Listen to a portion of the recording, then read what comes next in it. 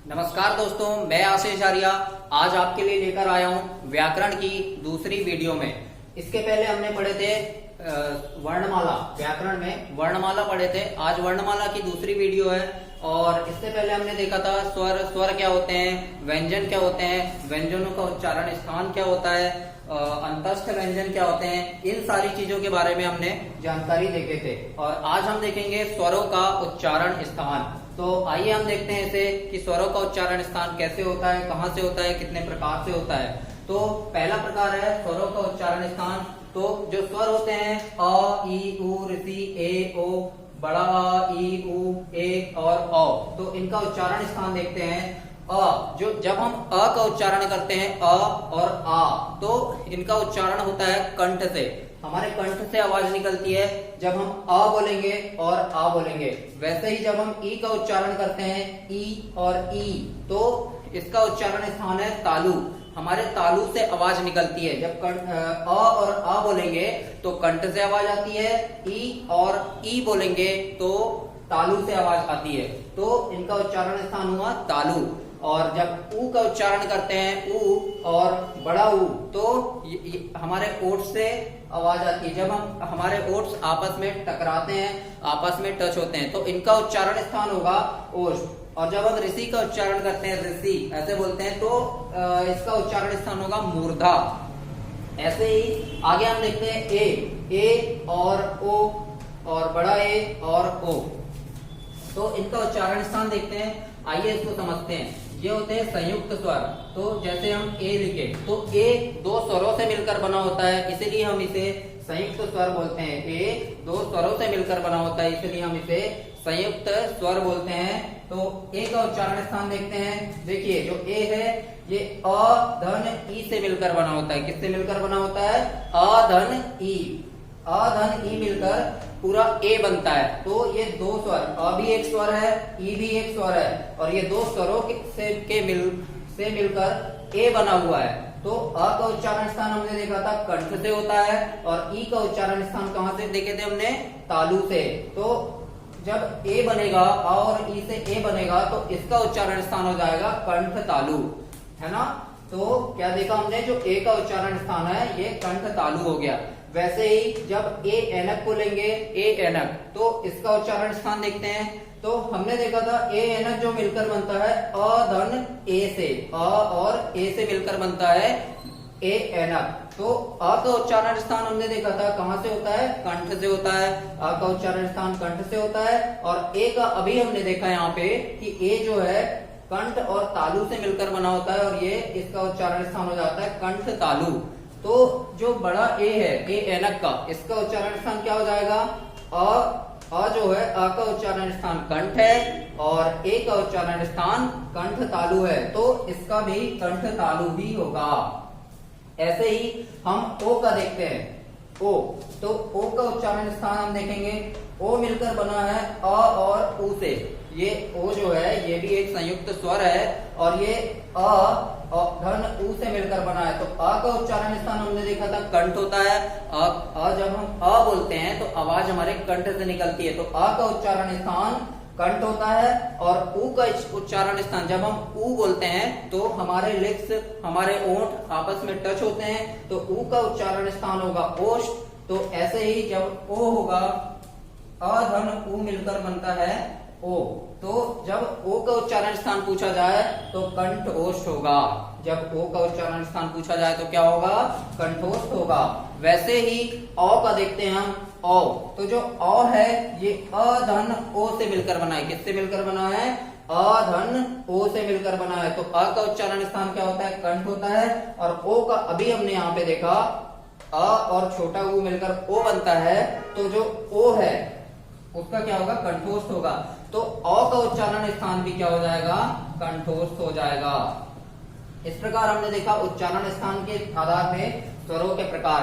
अब हम देखते हैं इसके आगे ओष्ठाकृति के आधार पर स्वरों के प्रकार। ओष्ठाकृति बोले तो ओठों की आकृति। जब हम स्वरों का उच्चारण करते हैं तो हमारे ओठ कैसे होते हैं, किस प्रकार से मिलते हैं? तो ओठों की आकृति के आधार पर जो स्वर है दो होते हैं, एक होता है वृत्तमुखी और दूसरा होता है आवृत्तमुखी। कौन कौन से होते हैं? एक होता है वृत्तमुखी और दूसरा होता है आवृत्तमुखी। तो आइए हम देखते हैं पहले वृत्तमुखी को। वृत्तमुखी मतलब होता है वृत्त यानी एक गोला और मुखी यानी होता है मुख। तो जब हमारा मुंह या फिर जब हम स्वरों का उच्चारण करते हैं तो हमारा यानी मुंह जो हो जाता है वह एक वृत्त की तरह हो जाता है। तो इसे हम क्या कहेंगे? इसे हम कहेंगे वृत्तमुखी। तो वृत्तमुखी में देखो ऊ, बड़ा ऊ, ओ, औ और अ। तो ये जो अ है, ये जो जैसे हम डॉक्टर बोलते हैं डॉक्टर, वो वाला अ है ये। तो ये जो है 1 2 3 4 5, ये जो 5 स्वर जो होते हैं ये आते हैं वृत्तमुखी में। और दूसरी बात देखते हैं हम आवृत्तमुखी। आवृत्तमुखी मतलब हमारा जो मुंह है वह गोले की तरह ना हो, तो इसे हम आवृत्तमुखी कहेंगे। जैसे अ, आ, ई, ए। तो ये 6 स्वर जो है ये आवृत्तमुखी में आते हैं। तो आपको समझ आया होगा वृत्तमुखी किसे कहते हैं, आवृत्तमुखी किसे कहते हैं, वृत्तमुखी में कौन कौन से स्वर आते हैं, आवृत्तमुखी में कौन कौन से स्वर आते हैं। तो ये थे ओष्ठाकृति के आधार पर स्वरों के प्रकार। अब हम इसके बाद देखते हैं मुखाकृति के आधार पर स्वरों के प्रकार, यानी मुख की आकृति के आधार पर स्वर कैसे होते हैं। मुख की आकृति के आधार पर स्वरों के कौन कौन से प्रकार होते हैं ये हम देखते हैं। तो इसमें है सबसे पहले समृद्ध स्वर, उसके बाद है अर्ध समृद्ध स्वर, फिर अर्ध विवृत स्वर, फिर आता है विवृत स्वर।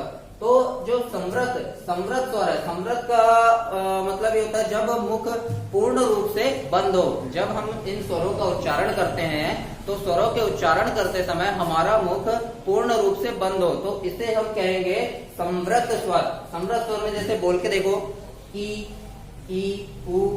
तो इसमें क्या होता है हमारा मुख ना पूर्ण रूप से खुला है, लेकिन क्या है अधिकतर भाग देखें तो पूर्ण रूप से बंद रहता है और हम इन स्वरों का उच्चारण कर पाते हैं ई, उ। जैसे अब इसके बाद देखते हैं अर्ध समृद्ध मतलब हमारा मुख इन स्वरों के उच्चारण करते समय हमारा मुख थोड़ा खुले, तो इसे हम क्या कहेंगे? अर्ध समृद्ध कहेंगे। तो आइए हम इसका उच्चारण करके देखते हैं। जैसे हम बोले ए और ओ, ए और ओ, जब हम इन दो स्वरों का उच्चारण करते हैं तो हमारा मुख थोड़ा खुलता है। समृद्ध में जितना बंद रहता है उससे थोड़ा ज्यादा खुलता है, तो उसे हम कहेंगे अर्ध समृद्ध। उसके बाद आता है अर्ध विवृत स्वर क्या है? तो अर्ध विवृत में जब थोड़ा और मुख खुले हमारा, जब इन स्वरों का उच्चारण हम करते हैं तो हमारे मुख की आकृति और हमारा मुख थोड़ा ज्यादा खुलता है, तो उसे हम कहेंगे अर्ध विवृत स्वर। जैसे बोल के देखें हम तो ए, अ और आ। तो ये जो अ है ये डॉक्टर वाला अ है, मैंने इधर भी आपको बताया था। जैसे हम जब डॉक्टर का उच्चारण करते हैं तो डॉक्टर ऐसा होता है, वैसे ही अ बोल देंगे तो अ। तो ये कहलाता है अर्ध विवृत स्वर। उसके बाद आता है विवृत मतलब जब हमारा मुख इस स्वर का उच्चारण करते समय, इन स्वरों का उच्चारण करते समय जब हमारा मुख पूर्ण रूप से खुल जाए, पूर्ण रूप से खुले, तो इसे हम क्या कहेंगे? विवृत स्वर कहेंगे। जैसे आ, इसमें आता है आ, जब हम आ का उच्चारण करेंगे तो मुख जो है पूर्ण रूप से खुल जाता है, तो इसे क्या कहेंगे? विवृत। तो हमने अभी क्या देखा? मुखाकृति के आधार पर स्वरों के प्रकार देखे, समृद्ध स्वर, अर्ध समृद्ध स्वर, समृद्ध स्वर, अर्ध समृद्ध स्वर, अर्ध विवृत स्वर और विवृत स्वर देखा। आइए अब इसके आगे हम देखते हैं उच्चारण अवधि के आधार पर स्वरों के प्रकार यानी समय। तो इसमें क्या होता है? एक मात्रिक स्वर होते हैं, द्विमात्रिक स्वर और त्रिमात्रिक स्वर आता है। तो एक मात्रिक स्वरों में एक मात्रा वाले स्वर जिनको हम एक मात्रिक स्वर कहेंगे, अ, ई, उ, ऋषि, ये 4 स्वर है जो एक मात्रिक स्वर में आते हैं। इसके बाद द्विमात्रिक स्वर में मतलब 2 मात्रा, तो आ, ई, उ, ए, ओ और औ, ये 7 स्वर है जो द्विमात्रिक में आएंगे। और इसके बाद आता है त्रिमात्रिक स्वर। तो त्रिमात्रिक स्वर में ऐसे जब कोई बच्चा रोता है, तो जब वो रोता है तो रोते रोते साथ में जो उसकी आवाज जो लंबी खींची चली जाती है। और जैसे जब हम किसी को पुकारते हैं, जब किसी को बुलाते हैं, कोई व्यक्ति दूर खड़ा है, उसे जब हम बुलाते हैं, उसे आवाज देते हैं, तो उसे बुलाने के बाद जो आवाज में जो कंपन होता है, लास्ट में जो आवाज जो चलती जाती है, और फिर जैसे गाना गाते हैं तो गाना गाते समय भी जो आवाज जो लंबी खींची जाती है, तो वो कहलाता है त्रिमात्रिक स्वर। क्या कहलाता है? त्रिमात्रिक स्वर, उसे हम कहते हैं त्रिमात्रिक स्वर। इसके बाद हम देखते हैं अर्ध स्वर।